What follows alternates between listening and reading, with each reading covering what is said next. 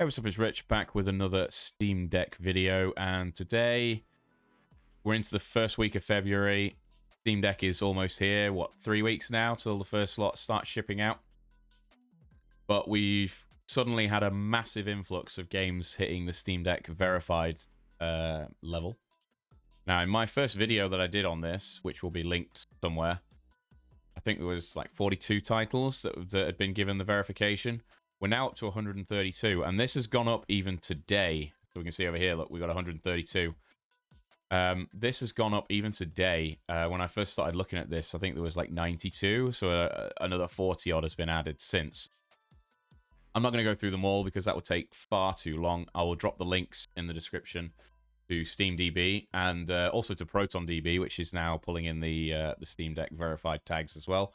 I wanted to just highlight a few of my personal kind of picks for this latest batch, because there are some titles you would have expected to see. Like we've got here on the front, we got Stardew Valley, we got Dead Cells. You would have expected those anyway.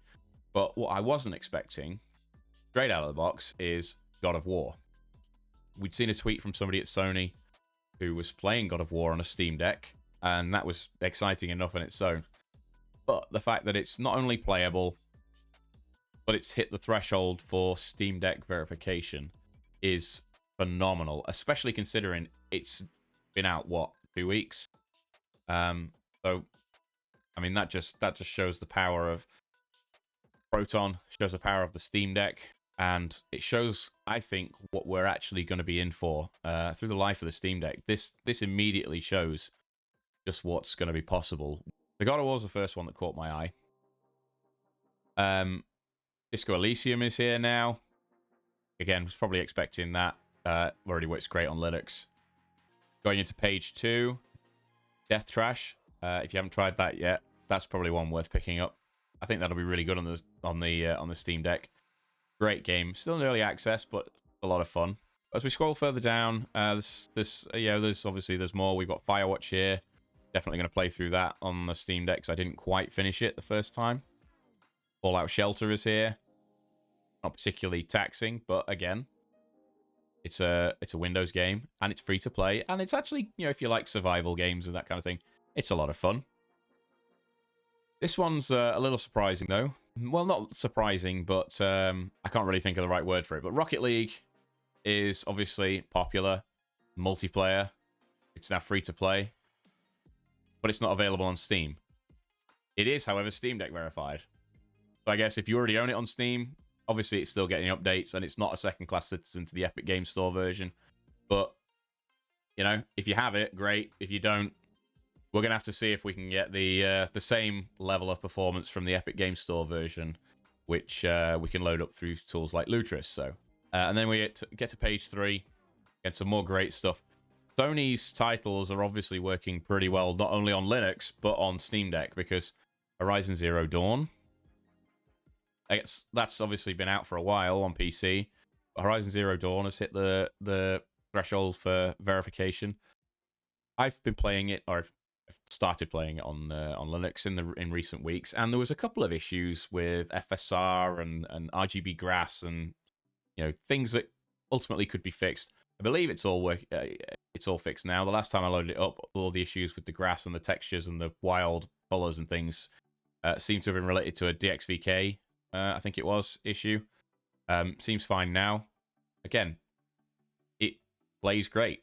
Life is Strange 2 and Episode 2 is also been verified, which is on the next page. And we got The Evil Within, which is interesting for a couple of reasons.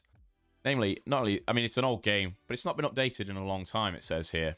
And it's still Steam Deck verified. So it just goes to prove that you don't necessarily need to do anything to the games to have them work well on the Steam Deck. And that's what I say to you developers. I think, all Linux gamers and Steam Deck prospective owners are pleading. You don't actually need to do much, if anything, to make your games work great on Linux, on Steam Deck. Minimal effort. Valve has literally done it all for you. And a game like The Evil Within is a prime example. It's not been touched, and yet it's going to be perfect on the Steam Deck. And this is the last kind of big surprise. This is I am surprised with this one, to be fair. Deathloop, another fairly recent title. It's hardly, you know, a low grade visual title, and yet here we are again. It's verified for Steam Deck. So again, not a game I've picked up yet. In fact, I can play it on a handheld, feet up on the couch. Makes me a little bit more interested. And then we hit the last page. There are a few more still here. Like I mentioned, the second episode of Life is Strange 2. Got some old Final Fantasies, Mortal Shell. You know, loads of great stuff. And obviously, we're still 3 weeks away from Steam Deck launching now. So, like I said, I'll drop the links in the description. These sites are going to be worth keeping an eye on if you're getting a Steam Deck, because I will keep making videos and talking about games that I'm excited about, but I have a feeling it could get very busy very quickly. So, you know, check out the links. We haven't even touched on games which are classed as Steam Deck playable, which are those which aren't quite meeting the threshold for the verified badge, but that are pretty damn good. And we already know things like The Witcher 3 are already, you know, in that category. So much good stuff coming with Steam Deck. That's all for now. Go and take a look, see what you think. Let me know what you're going to be looking forward to play in the comments below. See ya.